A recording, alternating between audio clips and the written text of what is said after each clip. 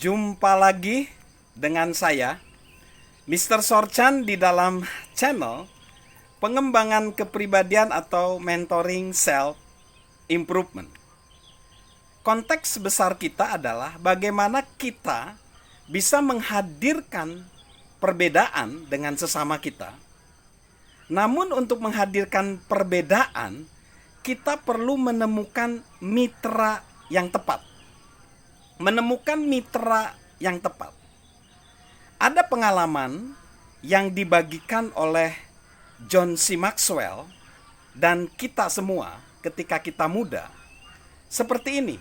Ketika di awal karir dia memasuki awal karir itu dan menggeluti bisnis, dia memutuskan untuk mempekerjakan orang-orang yang tidak sesuai bidangnya. Jadi dia punya titik buta. Jadi nggak pas ya. Jadi bidangnya A tetapi orangnya mungkin B, C atau D ya. Jadi jauh banget. Jadi dia nyebut itu titik buta saat dia memahami orang-orang. Jadi dia memikirkan yang terbaik dalam diri semua orang. Namun tidak selalu bisa melihat jati diri mereka. Meskipun orang-orang terdekat dari dia udah memperingatkan, meminta dia hati-hati, karena dia selalu mempercayai orang, pada akhirnya banyak masalah dan banyak kegagalan terjadi dalam karir bisnis dari John C. Maxwell. Mungkin kita juga ngalami kayak itu.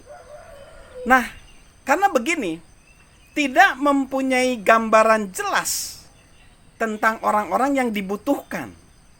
Dia membiarkan orang lain membuat gambaran untuk dia. Tentunya ya, orang-orang kalau suruh membuat gambaran untuk mereka sendiri, gambaran itu mereka lukis sendiri, dilebih-lebihkan seperti mereka memasang foto glamor, kemudian dimodifikasi dengan Photoshop. Lalu dia pikir, gimana nih caranya menemukan mitra yang tepat, orang yang tepat untuk menjadi rekan kita. Baik pasangan hidup, rekan bisnis, atau apa saja. Dia pakai faktor ekstra 10%.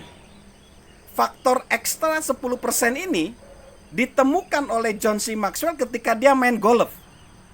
Gini ceritanya. Bagi kebanyakan orang ya yang bermain golf, dia pasti memulai menghitung handicap mereka, pencapaian mereka. Jika tidak berusaha menang taruhan, biasanya para pemain golf melebih-lebihkan kemampuan mereka. Momen golf terbaik mereka berada di tee pertama ketika mereka membahas handicap golf mereka. Lalu mereka memukul bola dan permainan mereka yang sebenarnya terlihat. Pemain golf biasanya membuat kesalahan ketika memilih tongkat golf untuk satu ronde. Kebanyakan pemain mengecek biasanya jarak antara lubang target dengan bola.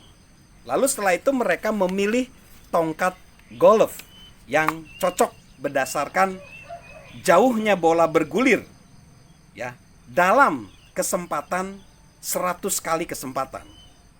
Mungkin aja pemain golf bisa memukul sejauh 137 meter sekali ayun dengan jenis tongkat yang bernama 8 iron. Di kesempatan lain mereka hanya bisa mencapai 123 meter. Bola mereka berada di 137 meter. Jadi tongkat mana yang mereka pilih? Tongkat 8 iron tadi yang menurut mereka seharusnya mencapai 137 meter, bukan tongkat yang pasti mencapai 137 meter.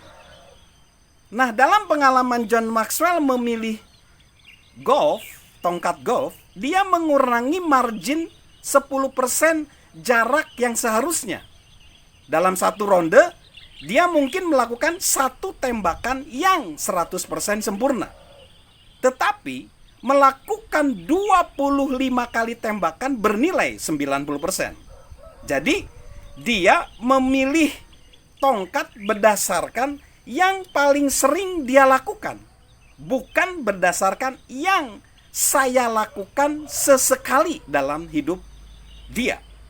Memilih tongkat adalah kesalahan nomor 1 dari pemain golf amatir biasanya. Nah, kalau itu diterapkan dengan bermitra kepada orang lain, sama sebenarnya. Kita jangan memilih mitra berdasarkan apa yang mereka lakukan atau berdasarkan apa yang pernah mereka lakukan sesekali. Perhatikan kalimat ini.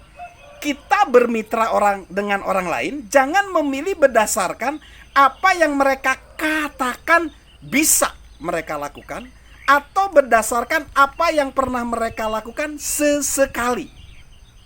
Pilihlah berdasarkan tindakan konsisten mereka. Pilihlah berdasarkan tindakan konsisten mereka. Itulah yang menunjukkan tentang nilai mereka. Kita terlalu sering membuat pilihan berdasarkan apa yang bisa atau seharusnya kita lakukan, bukan apa yang terus-menerus kita lakukan. So, kesimpulannya, kita ini semua manusia. Jadi, percayalah pada sesama manusia. Meski belum yakin sepenuhnya. Tetapi, kita juga harus realistis. Kita perlu memiliki gambaran tentang target kita. Kesimpulannya, kita semua manusia. Jadi, percayalah pada sesama manusia. Meski belum yakin sepenuhnya kepada sesama manusia, namun kita juga harus realistis. Kita perlu memiliki gambaran tentang target kita.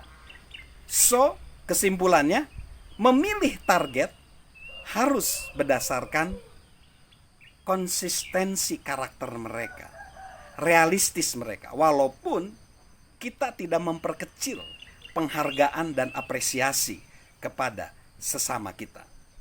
Salam merekrut mitra yang tepat untuk menghadirkan perbedaan dan hidup penuh kebermaknaan. Dan tentunya salam sehat dari saya, Mr. Sorchan.